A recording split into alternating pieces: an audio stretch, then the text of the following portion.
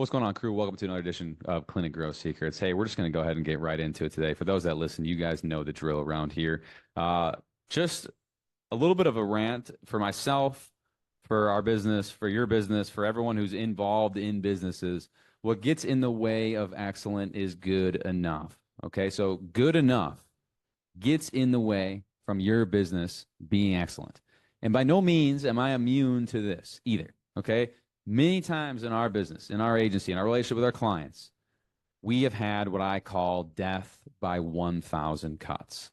That means every single day we choose to do something that we feel is good enough, good enough to scrape under the radar, good enough so that no one will notice, good enough so that we can go home and feel like we fucking did something. It doesn't matter. But we, at the end of the day, we repeat to ourselves, this outcome, this performance, this activity I have completed or my team has completed, and it is good enough. The challenge with that is that it becomes, again, death by 1,000 cuts. What's good enough today, a little thing, may be fine. But if we add up all of this little 50% effort, 75% effort, 75% effort, 75% effort, and we multiply all those efforts over and over and over and over again, you take that percentage, you take even 80%, you multiply it 0.8 times 0.8 times 0.8 times 0.8. Eventually, what does it reach? It reaches really close to zero, which means the outcome is not even close to being achieved. And so in the service business with your patients, when you have accountability, like someone misses, we made one follow-up call to them. We didn't text, we sent an email. Oh, that call was good enough. Okay? That 70% effort, good enough at the time, multiplies.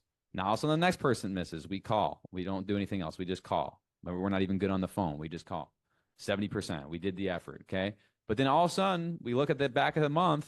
Wow, we lost 10 unique patients this month. Our visits are down 20 visits. What happened, right? It wasn't any one thing that was wrong.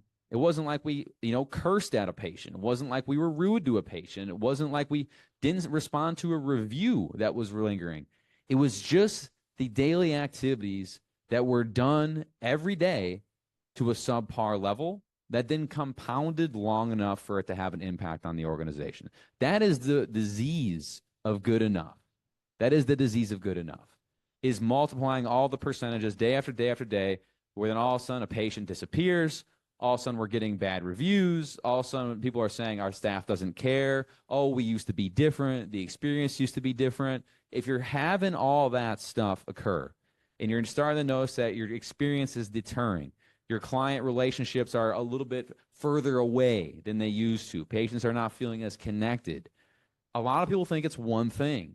It's probably not. It's probably a multitude of things that have just been done half-assedly or good enoughly over and over and over to where now the outcome is just not there for the patient, okay? In the customer service world, the client service world, if you have a client that has a problem and you deliver a return to them, so like they submit a support ticket, you deliver, say, hey, here's what we found, and they feel like that response is like, okay. If they got a track record of the response records being good, then they're like, okay, that wasn't their best response, but like they're good and they've been doing a good job up to now, so I'll let it slide. The next response you get, and they're like, that response isn't great either. These guys aren't really taking ownership. They're not really, it's not the same experience kind of as it used to be, Now all of a sudden, again, that compounds. It doesn't really mean that one thing was crazy wrong or was crazy not attended to. It just means you're going to get that multiplier effect of all these things, these little pieces of non-caringness, if you will, okay? And so, again, the service business. I'm in the service business. You guys listening, many of you, if not all of you, are in the service business. The only thing that matters is experience, okay?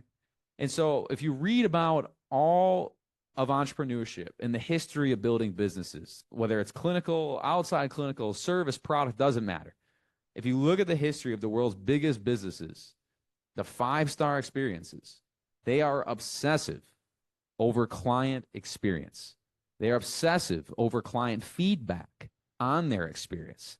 And they're obsessive about taking that feedback and implementing it into systems that can be controlled by them as the business so that they can have the highest leverage in terms of producing the most favorable upside for their clients. Okay.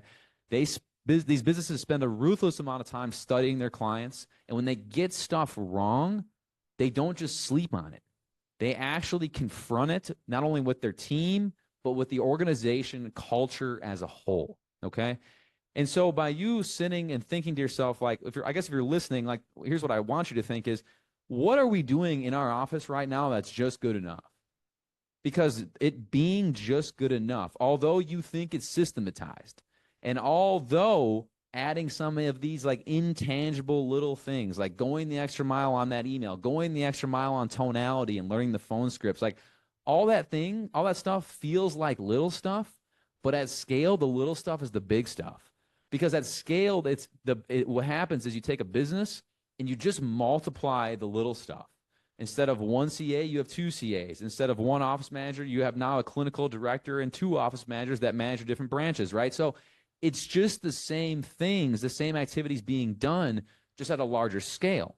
And so if your intangibles are incorrect and you're doing this good enough work at a small scale, when you go to a larger scale, you're going to be absolutely fucked, because it's going to require much more cultural change. It's going to require a lot more energy, a lot more fortitude to push through to make these changes, to fix the intangibles, to fix the way we treat clients, right? And so this is just a note, again, as a reminder to myself, reminder to everybody in the service business, is that what gets in the way of excellent service in a business is good enough.